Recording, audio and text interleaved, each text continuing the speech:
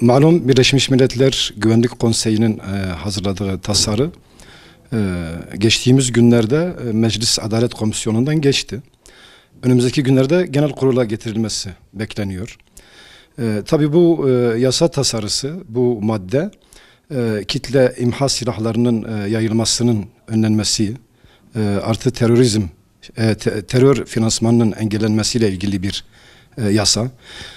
Tabii başlığına baktığın zaman gayet masumane duruyor. Bu tıpkı daha önce İstanbul Sözleşmesi diye adlandırılan aile içi şiddeti engelleme, kadına şiddeti önleme adıyla, fakat alt bentlerinde bugüne kadar yaşadığımız birçok sıkıntının ana sebebi İstanbul Sözleşmesi. İstanbul Sözleşmesi nasıl bize uymadıysa, bu Birleşmiş Milletler Güvenlik Konseyi'nin çıkardığı yasa tasarısı ve bize dayatmaya çalıştığı, meclisten geçirilmesini istediği yasa tasarısı da bize uymuyor. Yani gömlek olarak bize uymuyor. Tabii dediğim gibi başlığına baktığın zaman masumane görülüyor. Kaldı ki bu Birleşmiş Milletler Güvenlik Konseyi'nin 5 tane daimi üyesi var yıllardır. Bu beşli çete gerek dünyada, özellikle de Orta Doğu'da yapmadıkları entrikalar kalmadı. Bütün Orta Doğu ülkeleri bir bakıma bu daimi üyelerin çıkardığı yasalarla ve dayatmaya çalıştığı şeylerle bir bakıma mücadele halindedir. Tabii eğer bu yasa tasarısı meclisten geçerse, dediğim gibi masumane görünüyor başlığı ama alt bendlerine baktığın zaman birçok şeyin önünü kapatıyor, daraltıyor. Özellikle sivil toplum kuruluşlarına yönelik, işte gönüllü çalışan kuruluşlara, tüzel kuruluşlara yönelik çok daraltmalar vardır. Yani bir bakıma yarın Birleşmiş Milletler Güvenlik Konseyi herhangi bir vakıfla ilgili, herhangi bir kuruluş veya dernekle ilgili bu sıkıntılıdır derse veya işte bu teröre finansman sağlıyor derse, ki biliyorsunuz her ülkenin kendisine göre terör tanımı ayrıdır. Amerika'nın, İngiltere'nin, Fransa'nın, Çin'in, Rusya'nın da terör tanımları ayrıdır. Yani bizim terör olarak kabul etmediklerimizi pekala onlar terör olarak kabul ediyorlar.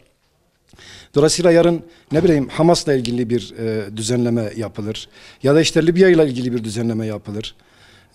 Ve sen bu yasa tasarısını meclisten geçirdiğin an sen bunu kabullenmiş olursun ve dolayısıyla onların yerine bunu uygularsın.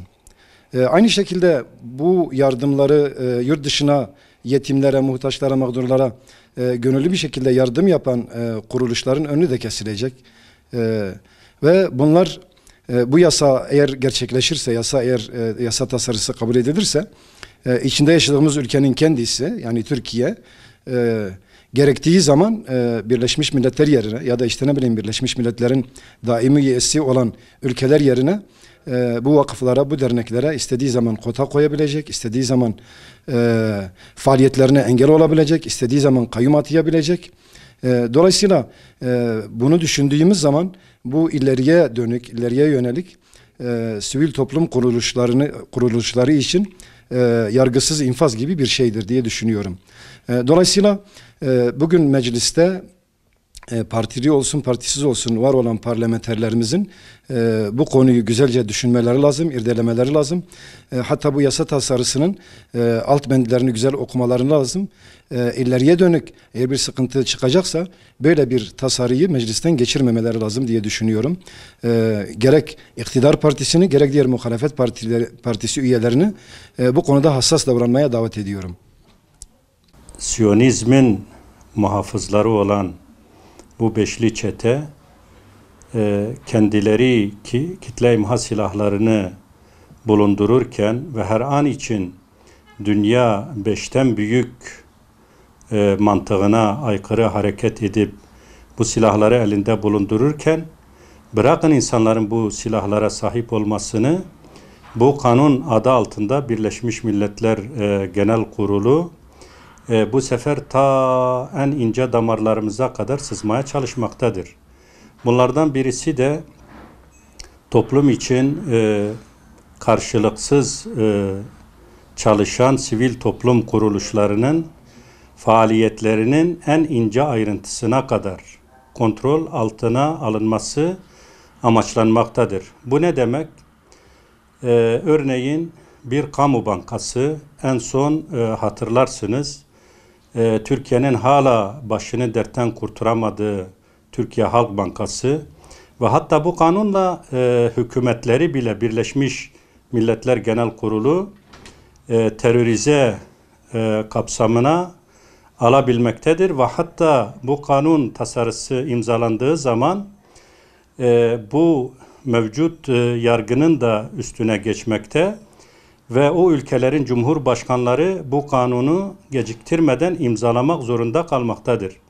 Yine örneğin hem devlet kuruluşları olsun hem de sivil toplum kuruluşları olsun dünyadaki mazlum, mağdur Müslümanlara yapılan yardımlar Birleşmiş Milletler Genel Kurulu'nun hesabına gelmediği zaman onları terörize edip onları bu yardımlardan mahrum edebileceklerdir. Onun için buradan sizin aracılığınızla çağrımız, başta Sayın Cumhurbaşkanımız, hükümet yetkilileri, bu kanun ileride başımıza, bütün Türkiye toplumuna bela olmadan ve biz bu yasaya hayır diyelim, sesimizi yükseltelim. Bunun çıkmaması için bütün yetkili mercileri göreve çağırıyoruz. Çünkü bu yasa çıkarsa nasıl ki allanıp pullanıp önümüze sürülen İstanbul Sözleşmesi gibi şu anda belasından kurtulamıyorsak, mevcut iç yargının üstünde de bir hüküm ise yine bu belayı başımıza sarmamak için daha baştan buna yok diyebilmeli ve bizim medeniyetimiz, bizim İslami, insani değerlerimiz değil ki Birleşmiş Milletler Genel Kurulu'ndan alacağımız tavsiye kararlarıyla biz insani olarak yüzyıllarca onlara insanlık dersini vermiş medeniyet sahipleri olarak onlardan kanun ihraç etmeye, onların yasalarını tasvip edip onaylamaya ihtiyacımız yoktur. Aksine onların bizim medeniyetimize ihtiyaçları vardır. Onlar eğer biz kendi medeniyetimizde sabit kalır, medeniyetimizi uygular ve benimsetirsek, onlar da refaha, huzura, mutluluğa kavuşacaklardır. Onun için Siyonizmin koruyucusu Beşli Çete'nin bu dayatmasına peşinen bütün yetkili merciler, STK'lar, kurumlar hep birlikte hayır demeli ve bunun onaylanmaması için elimizden gereğini yapmalıyız. Yeni çıkartılmak istenen kanun tasarısı adeta bir nevi sivil toplum kuruluşlarını pasifize etme ve onların sesini kesme olarak algılıyoruz bunu. Çünkü Birleşmiş Milletler Genel Kurulu'nun dayatmasıyla bu yapılmak isteniyor. Bunun dışında daha üzerimizden enkazını atamadığımız ve hala sürdürülen bu İstanbul Sözleşmesi gibi benzeri bir olay şu anda eğer geçerse bu da onun gibi bir olay olarak başımıza patlayacak. Bunun meydana gelmesi sivil toplum kuruluşlarının adeta bir nevi pasifize edilmesi ve halkın dili olan sivil toplum kuruluşlarının sesinin kesilmesi demek oluyor. Bu da hiçbir zaman halkın sesinin çıkmaması artık, halkın isteklerini, taleplerini sivil toplum kuruluşları üzerinden iletememesi, bunun dışında yardım kuruluşlarının faaliyetinin durması.